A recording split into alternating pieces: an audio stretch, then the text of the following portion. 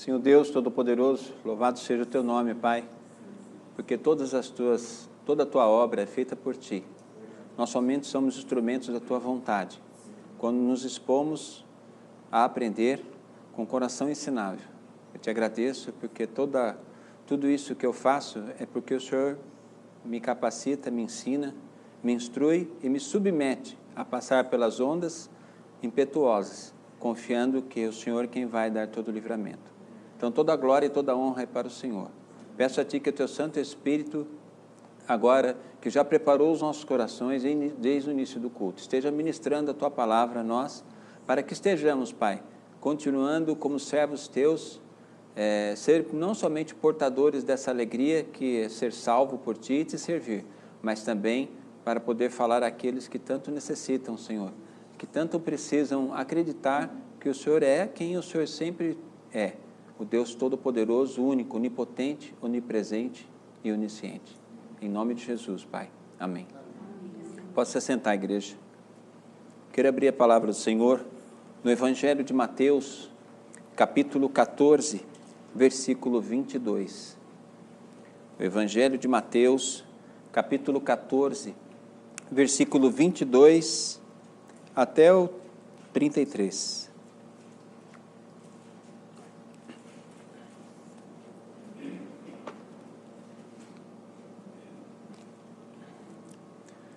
Em Mateus capítulo 14, versículo 22 a 33, diz assim: Logo a seguir, compeliu Jesus os discípulos a embarcar e passar adiante dele para o outro lado, enquanto ele despedia as multidões. E despedidas as multidões, subiu ao monte, a fim de orar sozinho. E caindo a tarde, lá estava ele só. Entretanto, o barco já estava longe, a muitos estádios da terra, açoitado pelas ondas, porque o vento era contrário. Na quarta vigília da noite, foi Jesus ter com eles, andando por sobre o mar. E os discípulos, ao verem-no andando sobre as águas, ficaram aterrados e exclamaram: É um fantasma! E todos, tomados de medo, gritaram. Mas Jesus imediatamente lhes disse: Tende bom ânimo, tendes coragem, sou eu, não temais. Respondendo-lhes Pedro, disse: Se és tu, Senhor, manda-me ter contigo por sobre as águas. E ele disse: Vem. E Pedro, descendo do barco, andou por sobre as águas e foi ter com Jesus. Reparando, porém, na força do vento, teve medo e, começando a submergir, gritou: Salva-me, Senhor! E prontamente Jesus, estendendo a mão, tomou-o e lhe disse: Homem de pequena fé, por que duvidaste? Subindo ambos para o barco, cessou o vento, e os que estavam no barco o adoraram, dizendo: Verdadeiramente és Filho de Deus. Amém? É uma passagem impactante, não é? É uma passagem bíblica que fala do poder de Deus, do poder do Filho do Homem. Quando Jesus ressuscitou, ele disse: Todo o poder e toda a autoridade me foi dada nos céus e na terra.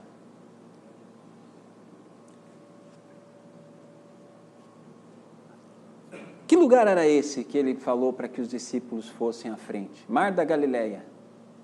Qual era a situação?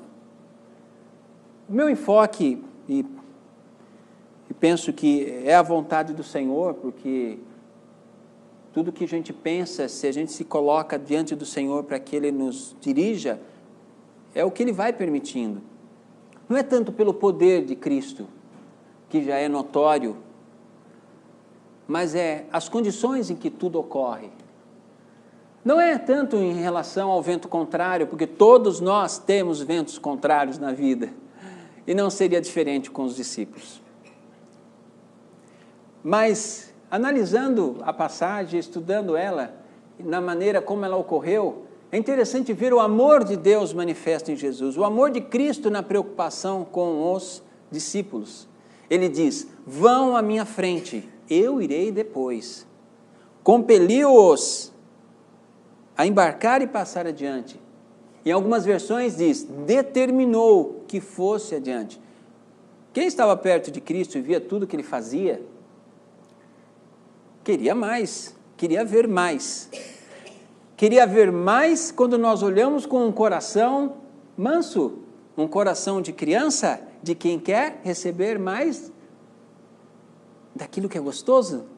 A criança, pelo menos eu, doce, doce, doce, doce, doce. Pudim de leite condensado. Ah, que maravilhoso é, né? Torta de morango. Bem diferente de chicória, brócolis, repolho. Criança é assim. Não é assim? É interessante, né? Cristo está comparado com leite condensado. Não, Cristo não. Mas a alegria de estar com as coisas boas da vida. Porque o ser humano precisa do concreto. Mas o ser humano espiritual não precisa do concreto. Precisa da presença de Deus. Precisa da ação do Espírito de Deus. Vamos analisar um pouquinho. Um pouco antes desse acontecimento do Mar da Galileia, o que havia ocorrido? Havia ocorrido a decapitação de João Batista.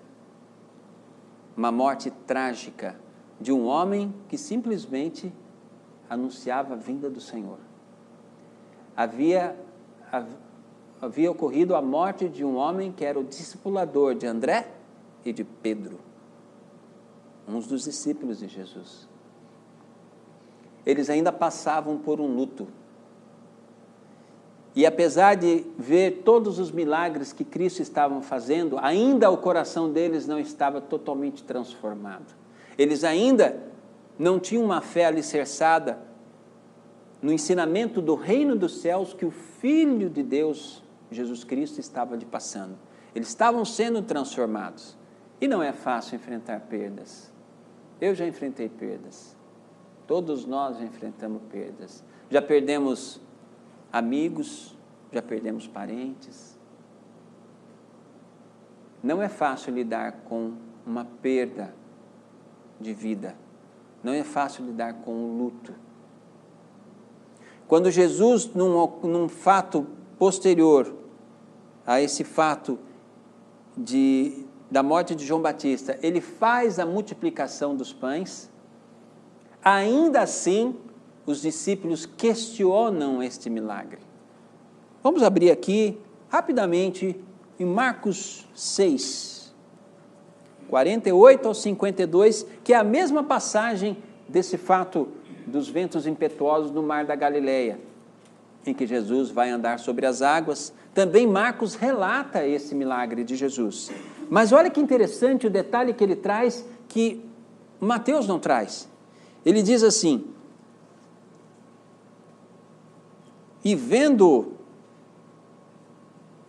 vamos no 52, 51, e subiu para o barco para estar com eles, e o vento cessou. Ficaram entre si atônitos, porque não haviam compreendido o milagre dos pães, antes o seu coração estava endurecido. Puxa vida, eles não entenderam, mas foi multiplicado, 5 pães e 2 peixes, é isso? E alimentou 5.000 homens, sem contar mulheres e crianças. Que milagre é esse? Impossivelmente humana conceber, tentar entender. Mesmo assim, eles passavam por dores, passavam por perdas, aí não estavam entendendo se Jesus era realmente um líder judeu que ia libertar o povo de Roma, ou se era o Filho do Homem mesmo que veio estabelecer o novo reino de Israel, porque é o Messias prometido. Não é fácil trabalhar com todas as informações e tentar entender isso humanamente e entender como Deus vai transformar isso espiritualmente. Não é verdade? Tem coisas que a gente ainda não entende na Bíblia, que é o Senhor que vai nos ensinando conforme nós vamos caminhando. O coração ainda estava um tanto endurecido. E é claro que nós aqui, tranquilos, podemos julgá-los, né? Puxa, como eles puderam ficar com o coração endurecido? Mas quantas vezes nós já vimos coisas que Deus fez em nossa vida, verdadeiros milagres, quando não com os nossos irmãos, os testemunhos, mas ainda assim o nosso coração enganoso tende a se endurecer. Somos humanos, somos falhos. E aí Jesus, após tudo isso, no cair da tarde, depois que ele tinha feito os milagres dos pães, no cair da tarde, não era o fim da tarde, mas a tarde, o fim da tarde já estava se aproximando. Ele disse, pega o barco e passa do outro lado do mar da Galileia. Eu vou depois, eu vou orar sozinho. Interessante, né? Depois de uma grande bênção, depois de um grande momento, será que ele ia orar por causa dos familiares de João Batista? Talvez. Será que ele foi orar se preparando para o próximo ato que Deus queria que ele fizesse, porque ele fazia tudo que o Pai via ele fazer? Não é assim? Ele sobe ao monte para orar. E aqui, no versículo de Marcos, ele diz, que não se diz em Mateus, e vendo-os em dificuldades a remar, porque o vento lhe era contrário, vai na quarta vigília da noite no encalço deles. Mateus não fala que ele estava vendo. Mateus só fala que ele sobe para orar e os discípulos seguem. E que na quarta vigília ele os encontra. A visão humana alcança 25 quilômetros em linha reta. Você não consegue enxergar mais porque a curvatura da Terra não lhe permite. Sabia disso? Ah, Carlos, mas a 25 quilômetros de distância eu não enxergo o avião no céu. Sim, claro, o detalhe você não enxerga, mas você enxerga o horizonte. Porque depois você não consegue enxergar a curvatura da Terra. Então, vários estádios aqui são 5 a 6 quilômetros de distância. Muitos pregadores colocam essa passagem que por 9 horas eles passaram por tribulações na água. Porém, a palavra não diz quanto tempo eles tiveram dificuldades. Eu entendo que eles foram remando e talvez isso não começou desde o início, começou lá na frente. As ondas mais fortes são em alto mar. Nós pensamos que às vezes são na praia, mas nem toda vez é assim.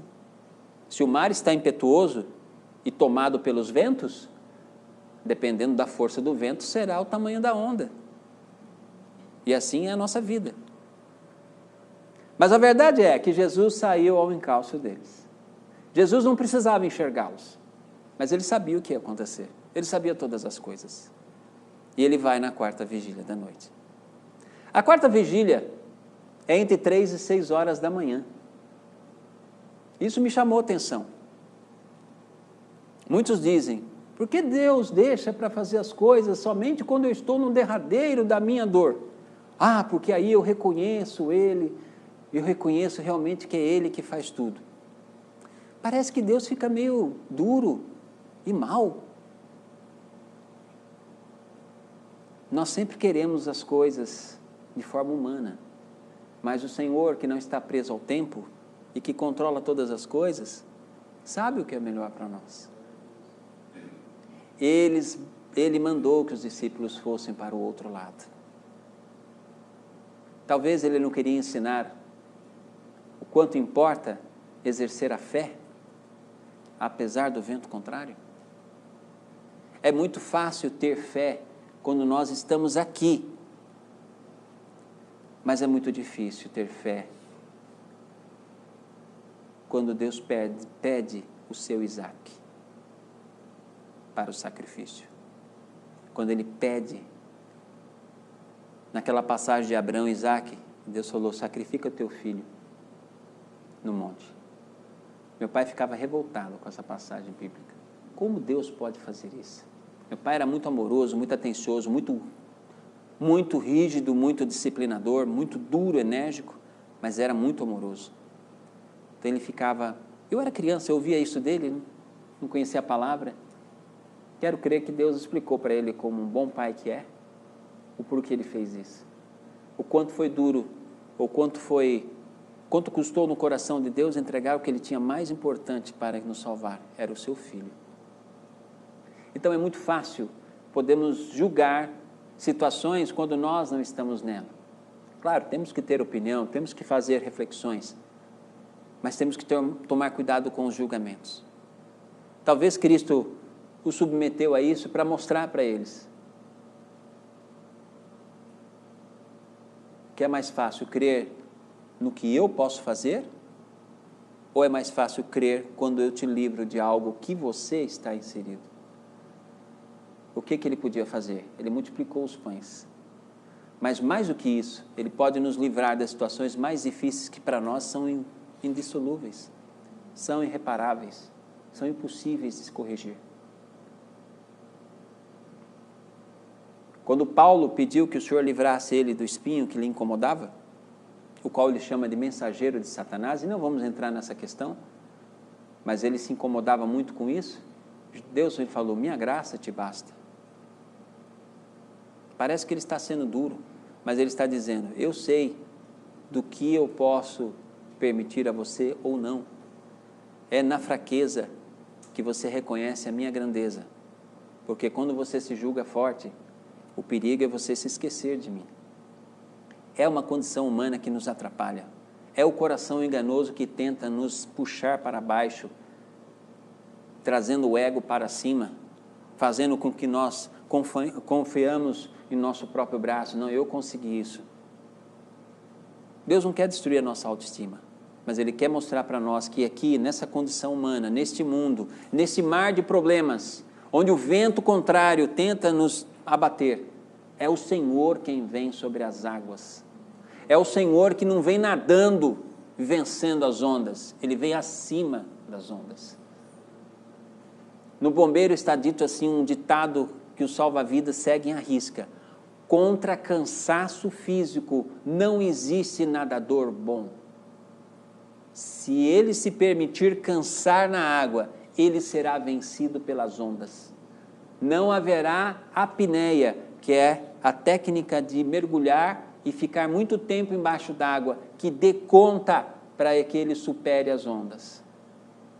Ele precisa evitar o cansaço e aplicar a técnica para resgatar. Se ele ficar batendo o braço nessa água e o cansaço vier, ele vai abrir a boca querendo ar, e o que ele vai encontrar é água. E aí a água vai tragá-lo. Então, a máxima é essa. Você pode ser muito bom de salva-vidas, mas nunca vá sem o life belt, aquela boia técnica. Parece o famoso salsichão com a corda. Não vá perto da vítima. Não permita que ela te agarre.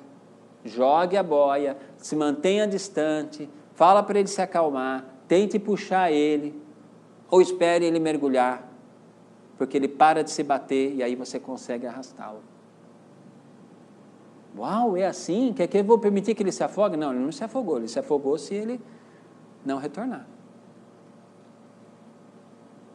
Então a técnica de Jesus aí era, segue a minha frente, eu vou depois. Eles estavam tristes, eles estavam questionando o milagre. Segue. Já que você se estriba no teu próprio entendimento, então segue na minha frente. Mas quando os ventos bateram, e quando eles viram Jesus, eles se permitiram estar tão presos naquilo que os assustava, que eles não reconheceram que era Jesus que vinha acima das águas. Eu pesquisei a respeito das 3 horas da manhã, e as 3 horas da manhã é a hora do diabo. Nas culturas seculares, a hora da madrugada é a hora do mal. Eu falei, que estranho, pai, por quê? Jesus morreu às 3 horas da tarde, na 9ª hora. É, filho, o hemisfério para você é às 3 horas, mas ali... Então, aqui o que é 3 horas da madrugada era 3 horas em Israel, quando Jesus morreu. E o inimigo, como não cria nada, copia. Então ele fala que é a hora dele. O inimigo não matou Jesus. O inimigo nem isso conseguiu fazer. E mesmo que ele fizesse, Jesus, no 3º dia, ressuscitou. E disse, eu tenho a chave da morte e do inferno. Eu sou a vida. É interessante, né? O inimigo sempre vai pintar algo que chame a atenção dele, para que ele seja exaltado. Mas, na verdade, Cristo até na morte é exaltado. Porque o Romano mesmo disse, este verdadeiramente era o Filho de Deus, não servia a Deus, estava sujeito às culturas romanas, estava sujeito às leis romanas, e ele, que ali está assistindo à morte de Cristo, confirma, porque viu o céu escurecer por 3 horas, e com certeza contemplou as várias ressurreições que houve naquele momento na terra. Várias sepulturas se abriram, ressuscitando aqueles que dormiram na promessa. Não é estupendo isso? E Cristo vai sobre as águas, e o que acontece? Eles entram em pânico, talvez por causa desta cultura, de uma cultura que diz que na madrugada o mal impera, e os espíritos imundos imperam. O que Cristo falou? Somente na revista atualizada tem de bom ânimo, nas demais, de coragem. Sou eu, não tema. E Pedro fala, se é o Senhor, então permita-me que eu vá ao teu encontro. Ele falou, vem. Será que ele não ia mergulhar para nadar? Será que ele pretendia andar? Nunca ninguém andou sobre as águas por um pequeno espaço de tempo sem ser Jesus? Queremos dizer ao Senhor como Ele tem que nos abençoar. Queremos dizer ao Senhor como Ele tem que fazer, quando na verdade é nós que temos que participar da sua obra. É nós que precisamos aprender a não atrapalhar com o nosso lado humano, que é falho. Ele falou, vem, e Pedro foi. Deve ter ficado admirado com o que estava acontecendo. Mas como é humano, como é enganoso o coração, é duro manter a fé em meio às tribulações, em meio ao vento contrário. Tudo isso se divide. Eu nunca esqueço quando as pessoas que eu converti, conviviam comigo, os mais velhos, isso aí, carnal, mantém esse amor aí, tal.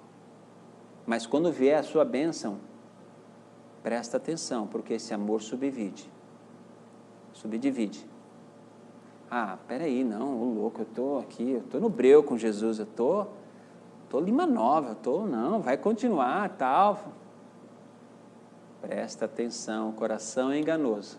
A gente subdivide. Joga Deus acima, depois a benção, senão aí atrapalha tudo. Então Pedro estava ali, focando em Jesus, na direção. Quando presta atenção em outras coisas, é duro manter o foco, hein? Mesmo assim, Jesus não abandona. Ô homem de pequena fé, por que duvidaste? Vem para junto de mim. No Evangelho de Marcos é dito também que Jesus tenta passar a dianteira do barco, mas eles, atônicos, gritavam de medo, apavorados. Já pensou um homem gritando de medo assim? Você já gritou por um susto? Já tomou um susto e gritou? As mulheres falam rápido, eu também. Mas para o homem é difícil, né? E com rato ainda. Que isso? Você está brincando? Na verdade, eu tomei um susto porque minha mulher gritou atrás de mim, quando a gente estava lá para pegar um rato atrás do guarda-roupa, lá no começo do casamento. Ela deu um berro tão grande, eu acho que estava com medo desse rato vir com tudo, né? E a gente sabe que o rato tem doenças terríveis, né? Que eu gritei junto ali.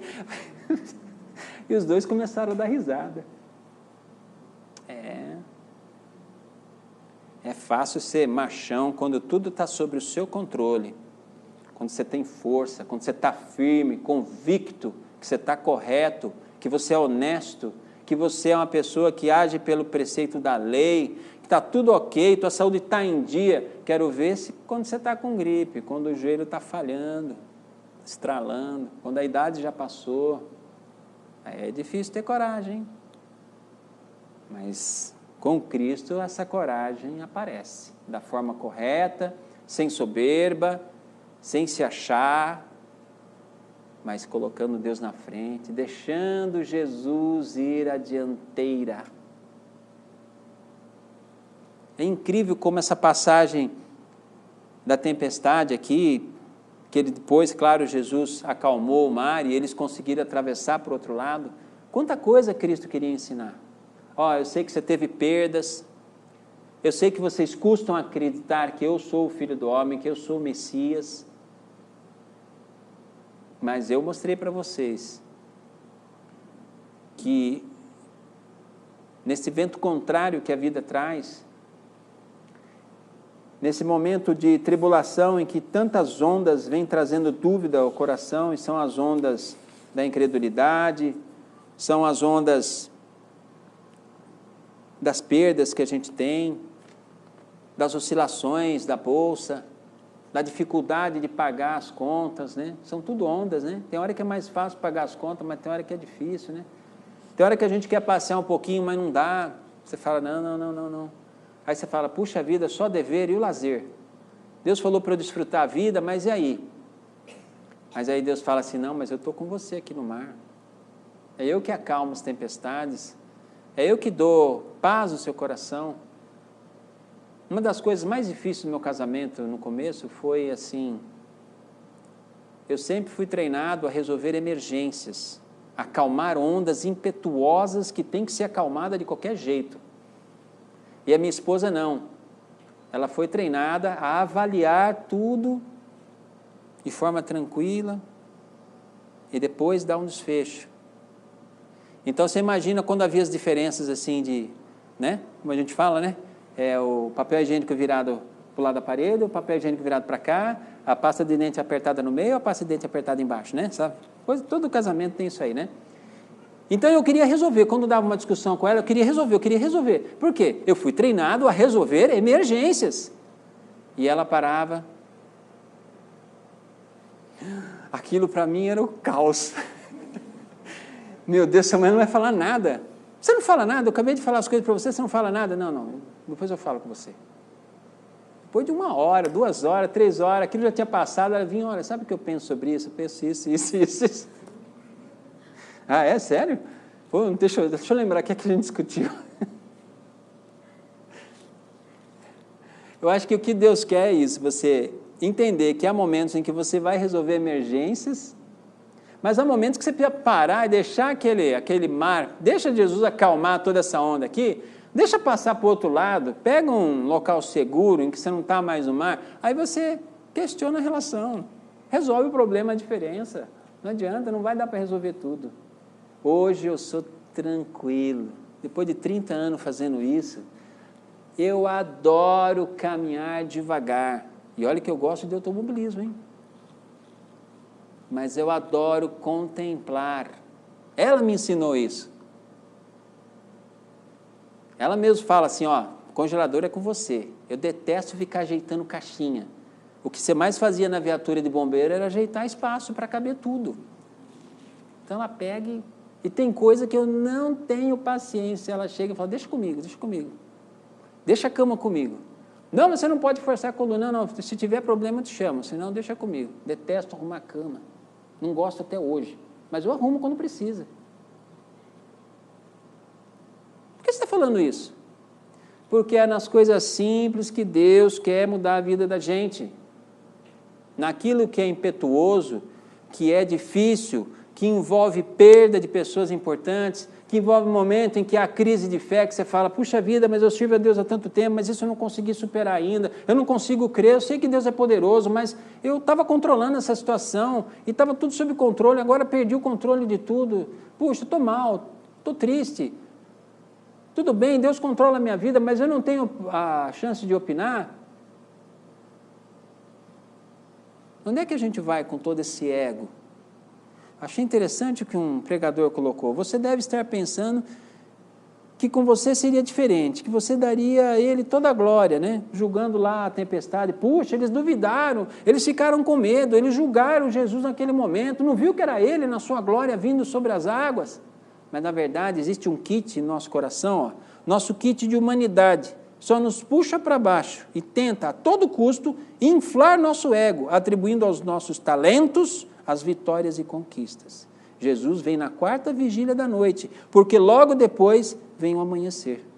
Jesus vem andando sobre as águas, para que não reste qualquer dúvida de que foi o seu agir que nos resgatou no fundo do poço e nos restaurou para louvor de sua glória.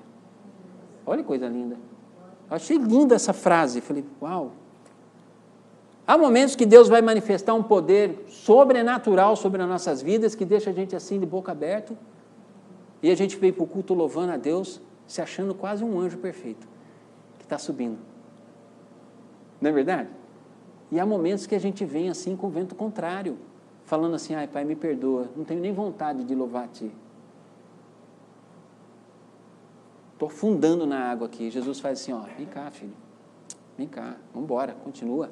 Vamos embora, coração enganoso. Se olhar para você mesmo, você não vai ter nada a não ser a sua vida para me oferecer. Amém? Continuando.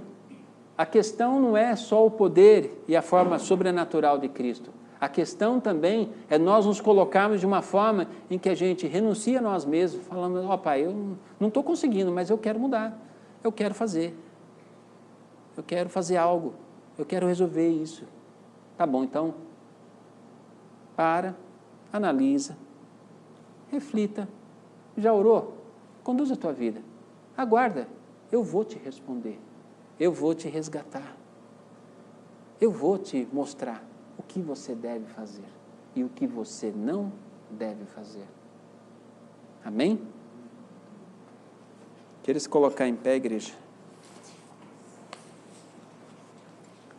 Senhor, salva-nos de nós mesmos. Salva-nos da nossa presunção humana, que nos engana muitas vezes.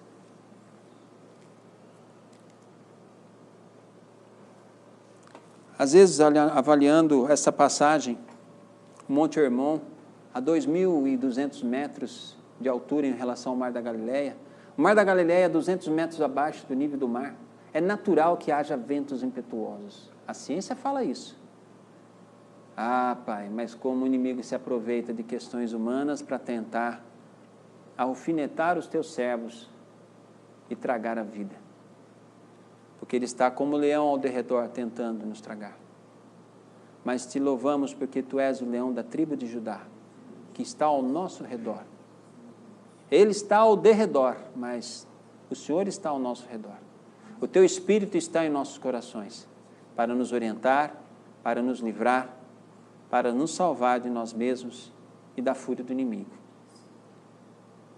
Não tememos, desta forma, o mal por completo, mas nos submetemos a Ti, Senhor, que é o nosso livramento, é a nossa salvação, que é a nossa sabedoria, através do Teu Espírito que adquirimos sabedoria para viver a vida que o Senhor nos deu, da melhor forma possível, e para que seja para glorificar o Teu nome e para Te representar bem na terra.